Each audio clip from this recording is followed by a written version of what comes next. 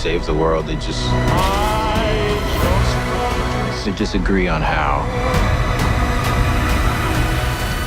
What if we told you that the fate of these wastelands lies in the hands of one man? That's right. In Fallout Season 2, we're about to witness a showdown of epic proportions. But who holds the power and what secrets are they hiding? So, Season 1 of the Fallout series introduced us to a group of characters who tried to make sense on the chaotic land. We had Hank, the mysterious dude with a past, Lucy, the tough one with a heart of gold, and Cooper, who's on a challenge to find his family. They're all trying to survive in a world when the bombs dropped and things went south. But now we're gearing up for Season 2 and things are going to get even crazier. Hank's leaving for New Vegas, run by a guy called Mr. House, who's just like the kingpin of the whole drama. And let us say, New Vegas is a character in itself. Neon lights, shady offers, and more risk than you could shake a Nuka-Cola at. But that's not all in the Wastelands. Nope. There are a number of creepy crawlies and nasty creatures to cope with. We're talking Deathclaws, super mutants, or maybe extraterrestrial beings. Yep, you heard that right, aliens. Because why make that an exception? So when can we expect Season 2 to hit our screens? Well, we're looking at a bit of a wait.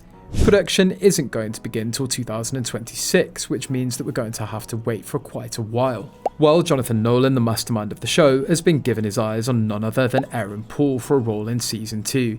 And get this, Aaron Paul's a massive Fallout fan himself, but what role would Aaron Paul play? That's the million-dollar question, folks.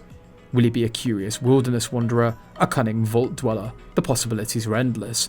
Also, who else do you think would join the cast? Drop your thoughts in the comments below. Amazon has been given some pointers up its sleeve as regards to releasing Season 2. You see, they have an idea or two from the success of shows like The Boys and Invincible. Instead of dropping all the episodes straight away like a bomb, they're planning to release them one by one. Now, the best part of the Fallout universe, the creepy, crawly and downright terrifying creatures that lurk within the barren place. First up, Deathclaws. Now, in case you've ever played a Fallout game, you may understand those guys aren't any funny creatures.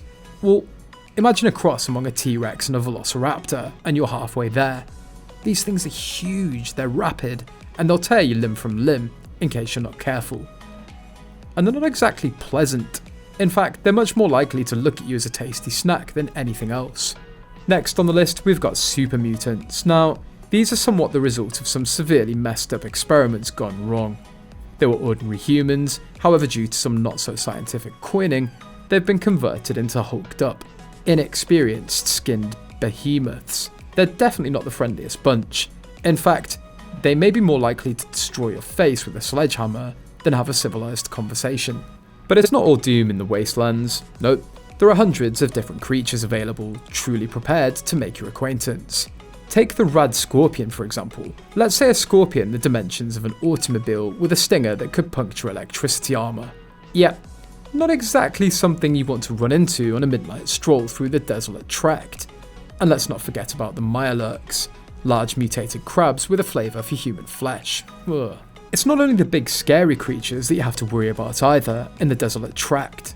Oh no, there are lots of smaller, sneakier threats there too, like the radroach, as an instance, a cockroach the size of a dog, with a radiation-infused chew that'll leave you itching for days, and then the feral ghouls, former human beings changed into senseless zombies, by way of the usage of ravages of radiation.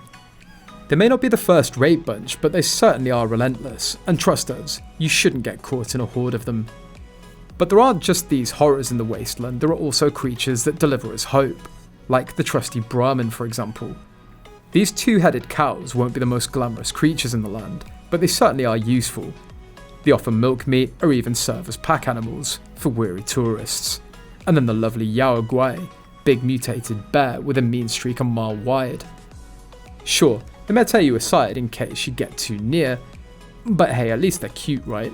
So that was a rundown of some of the most iconic creatures in the Fallout universe, from Deathclaws to radroaches. The barren region is teeming all the way into terrifying beasts. Now, you've possibly spent countless hours wondering about the intricacies of the Fallout universe and how it all fits together. Well, fear no more, because we're about to clear up a number of those mysteries. First up, let's talk about Hank McLean's journey to New Vegas.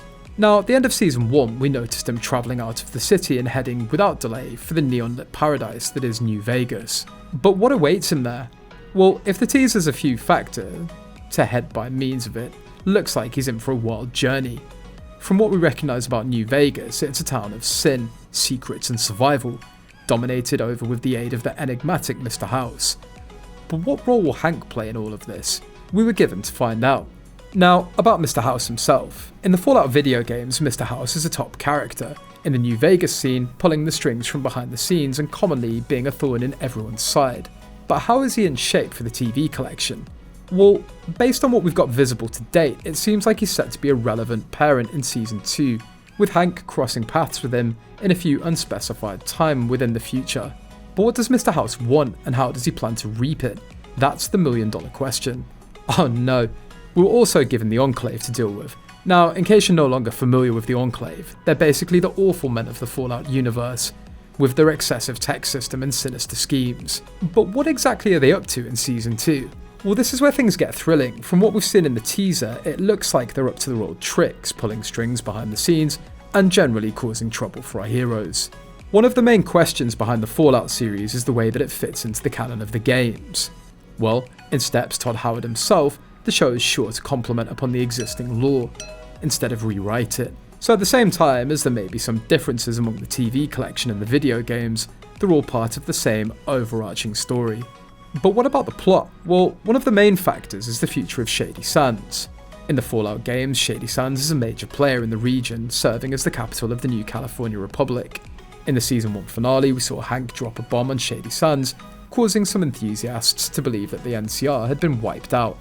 However, in line with Todd Howard and the producers, this is not the case. In reality, they've got shown that the show isn't always going to be like any of the plot of the video games, and that Hank dropped the bomb on Shady Sands right after the events of Fallout New Vegas. So, while things may look dire for the NCR, they're still very much alive and kicking. Another huge question mark is the placement of Vault-Tec in the Great War. In the Fallout games, Vault-Tec's portrayed as a creepy guy who's in charge entirely from the start of the Vaults to the outbreak of the Great War itself. But in the TV collection, things are a bit unique. In the Season 1 finale, we discovered that Vault-Tec might also have been at the back of the bombing of Shady Sands, essentially causing some fans to investigate their real reasons. However, while Vault-Tec might have a role in the Great War, they're not the only villain of the tale.